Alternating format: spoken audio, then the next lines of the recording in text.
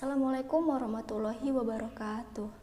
Halo teman-teman semuanya, salam kenal ya. Semoga kita semua selalu dalam keadaan sehat walafiat. Amin Allahumma amin.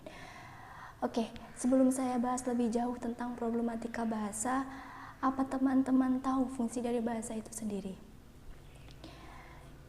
Jadi, bahasa Indonesia ini adalah bahasa pemersatu kita. Bahasa Indonesia merupakan jati diri bangsa Indonesia. Nah, bahasa Indonesia ini mempunyai fungsi, yaitu yang pertama, bahasa sebagai alat untuk mengekspresikan diri. Yang kedua, bahasa sebagai alat untuk berkomunikasi.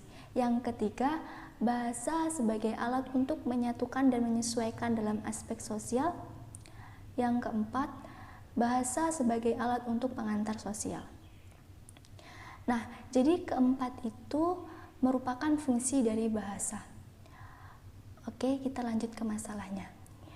Indonesia akan berumur 100 tahun pada tahun 2045, sekitar 23 tahun mendatang.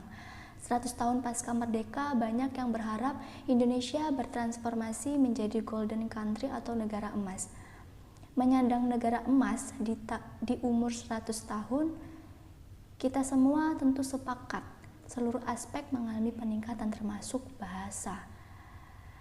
Nah, sebagai pemakai bahasa, bagaimana sikap yang perlu dilakukan agar fungsi bahasa Indonesia secara alami dapat diterapkan kepada pemakai?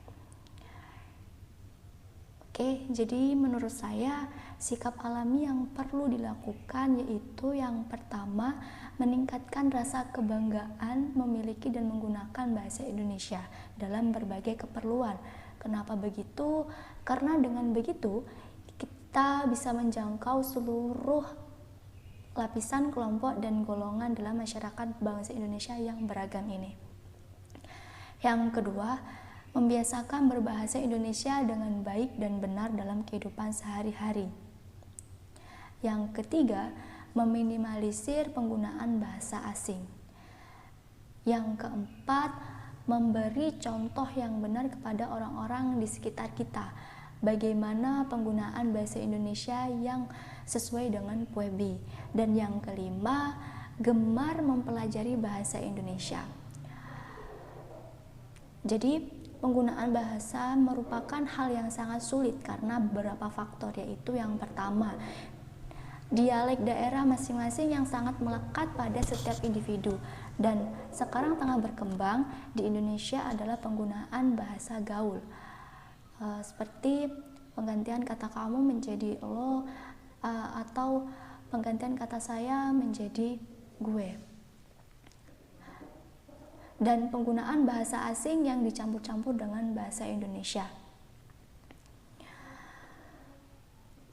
Memang tidak salah jika kita mempelajari bahasa asing untuk mengikuti perkembangan zaman.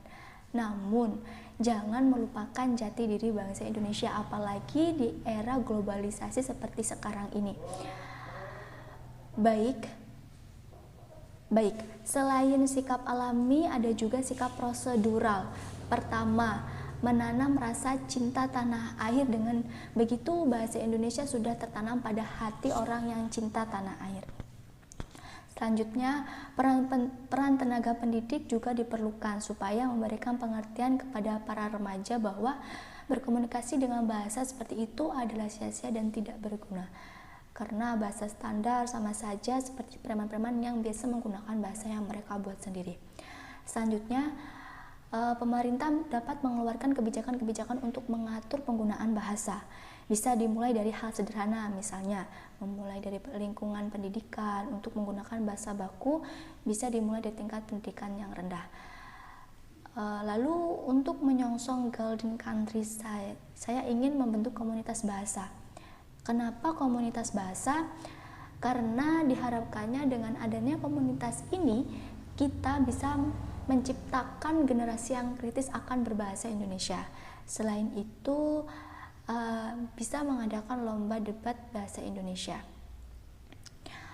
Baik, itulah solusi atau sikap yang perlu dilakukan menurut pendapat saya. Semoga kita dapat ketemu di lain kesempatan. Terima kasih karena kalian sudah mampir di video saya. Assalamualaikum warahmatullahi wabarakatuh.